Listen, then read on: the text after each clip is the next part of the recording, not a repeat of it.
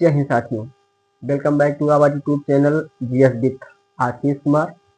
आज हम लोग परिसीमन आयोग के बारे में चर्चा करेंगे। तो आइए हम लोग अपनी चर्चा को आगे बढ़ाते हैं। परिसीमन आयोग का जो है संबंध है भारतीय संविधान के आर्टिकल नंबर 82 आर्टिकल 82 से है। आर्टिकल 82 भारतीय संविधान के अनुच्छेद 82 में परिसीमन से संबंधित चर्चाएं की गई हैं। तो जिसमें इसके अध्यक्ष से संबंधित पहली चर्चा की गई है कि अध्यक्ष कौन होगा। इसके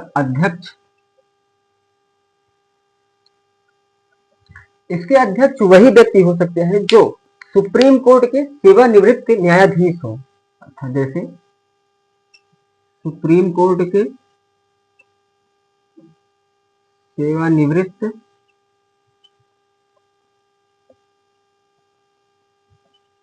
न्यायाधीश ही इसके अध्यक्ष हो सकते हैं। और दूसरा आता है कि इसका निर्णय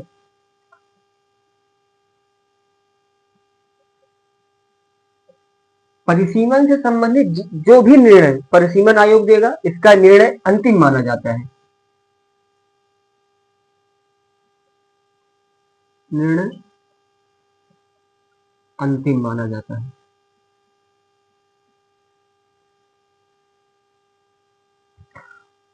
और इसकी सहायता कौन करता है?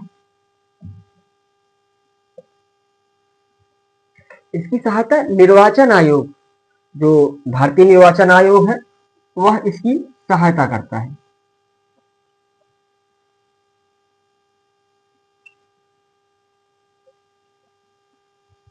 तो चलिए अब हम लोग देखते हैं कि परिसीमन आयोग कब कब गठित किया गया है। तो भारतीय संविधान के अनुच्छेद 82 में ही इसके गठन से संबंधित चर्चाएं की गई हैं। संविधान में यह बताया गया है कि परिसीमन आयोग का गठन संसद द्वारा समय समय पर किया जाएगा। तो समय समय का अर्थात मतलब यह है कि जब जनगणना के आंकड़े जारी किए जाएंगे, उसके पश्चात परिसीमन आयोग का गठन किया जाएगा। जैसे पहले परिसीमन आयोग का गठन 1952 में किया गया, दूसरे का गठन 1962 और तीसरे परिसीमन आयोग का गठन 1972 में किया गया। इसके तुरंत पहले जैसे 1951 में जनगणना के आंकड़े जारी हुए, 1961 में और 1971 में जनगणना के आंकड़े जारी हुए और उसके तत्पश्चात तीनों परिसीमन आयोगों का गठन किया गया। परंतु 1972 तक आते आते भारतीय भौगोलिक क्षेत्र में यह देखा गया कि दक्षिण भारत और उत्तर भारत में जनसंख्या वृद्धि दर और जनसंख्या में काफी मूलभूत अंतर आ गए थे। जैसे उत्तर भारत की जनसंख्या काफी तेजी से बढ़ रही थी और दक्षिण भारत की जनसंख्या जो है उतनी तेजी से नहीं बढ़ रही थी, या दक्षिण भारत के राज्यों ने जो है अपने जनसंख्या नियंत्रण पर काफी अच्छा कार्य किया था, तो वहां की जनसंख्या नियंत्रित थी। तो 42वें संविधान संशोधन द्वारा संविधान में यह जोड़ा गया कि सन 2000 के जनगणना के आंकड़े जारी होने तक परिसीमन आयोग का जो है गठन नहीं किया जाएगा। और परिसीमन आयोग जो होगा वह 1972 के तहत कार्य करेगा। 42वें संविधान संशोधन द्वारा तो ये 2000 तक स्थगित किया गया। इसी में आ गया अब 84वां संविधान संशोधन, 84वां संविधान संशोधन।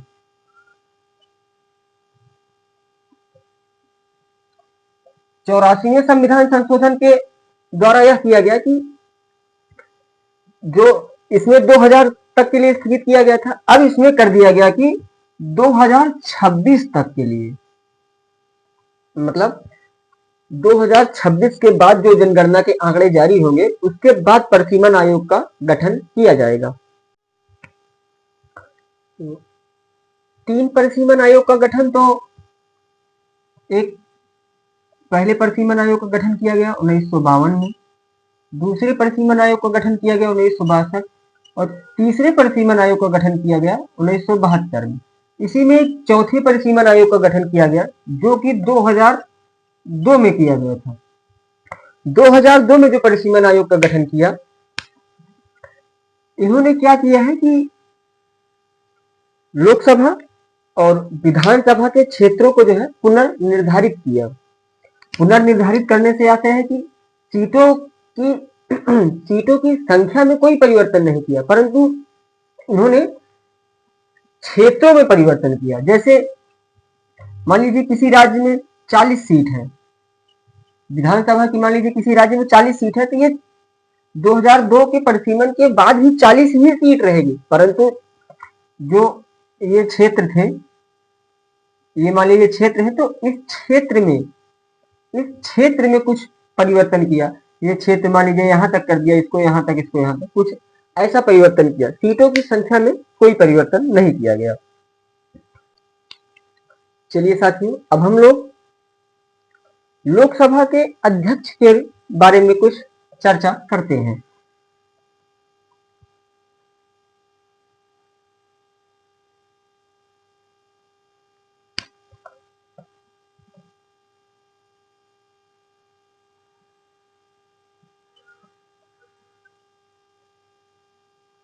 लोकसभा अध्यक्ष में पहला शब्द आता है प्रोटेम स्पीकर।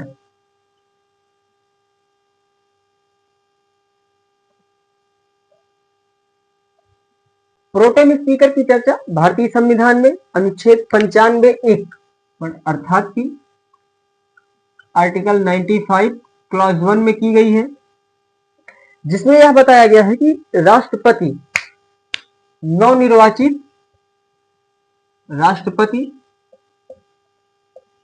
नवनिर्वाचित लोकसभा सदस्यों में से किसी वरिष्ठ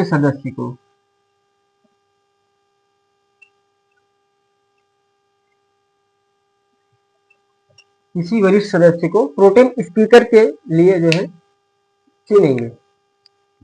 अब देखते हैं कि प्रोटेम स्पीकर का कार्य क्या होता है। कार्य, जो नवनिर्वाचित सदस्य होते हैं लोकसभा के लिए, जो नवनिर्वाचित सदस्य होंगे उनको शपथ दिलाने का कार्य जो है वो प्रोटेम स्पीकर के द्वारा ही किया जाता है। और प्रोटेम स्पीकर का एक और कार्य है कि जो नवनिर्वाचित सदस्य हैं इनको शपथ दिला दिए, और जो अध्यक्ष का चुनाव होगा उनके चुनाव का संचालन भी जो होगा वो प्रोटेम स्पीकर के द्वारा ही किया जाएगा।